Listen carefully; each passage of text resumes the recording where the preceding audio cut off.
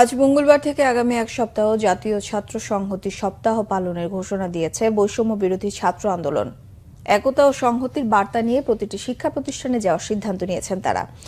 বাংলা মোটরে বিভিন্ন ছাত্র সংগঠনের সাথে বৈষম্য বিরোধী ছাত্র আন্দোলনের নির্বাহী কমিটির বৈঠকের পর সমন্বয়ক হাসনাত আব্দুল্লাহ ঘোষণা দেন। তিনি বলেন, আওয়ামী লীগ সহ ফ্যাসিবাদের দোসরদের পুনর্বাসনের বিরুদ্ধে জিরো টলারেন্স অবস্থানের বিষয়ে ছাত্র সংগঠনগুলো একমত পোষণ করেছে। এছাড়া গত 3 টার্মে নির্বাচিত এমপিদের সম্পদ বাজেয়াপ্ত করার দাবি জানানো হয়। শিক্ষা প্রতিষ্ঠানের পরিবেশ ও রাষ্ট্রীয় সম্পদ ধ্বংস না করার আহ্বান জানানো হয় শিক্ষার্থীদের প্রতি। ড্যামরায় 2 দিন আগে ঘোষণা দিয়ে হামলা হয়েছে উল্লেখ করে এ ঘটনাকে আইনশৃঙ্খলা বাহিনীর ব্যর্থতা ও গোয়েন্দা সংস্থার প্রশ্নবিদ্ধ কর্মকাণ্ড বলেও দাবি করা হয়। সমন্বয়ক হাসনাত আব্দুল্লাহ আরও অভিযোগ করেন, সংখ্যালঘুদের উপর সবচেয়ে বেশি নির্যাতন করেছে আওয়ামী লীগ।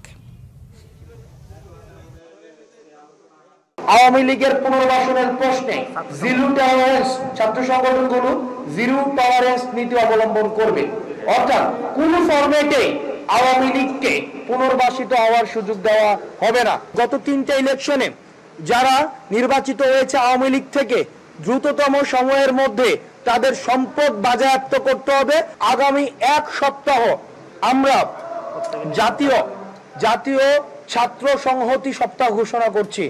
আমরা এই জাতীয় ছাত্র সংহতি এই সপ্তাহে আমরা যারা ফেসিবাদ বিরোধী যে রাজনৈতিক দলগুলো ছিল, ছাত্র সংগঠনগুলো ছিল, তারা বিভিন্ন প্রতিষ্ঠানে যাবে এবং সেই প্রতিষ্ঠানে তারা ওই একতা এবং সংহতির যে বার্তাটি সেটি পৌঁছে দিবে।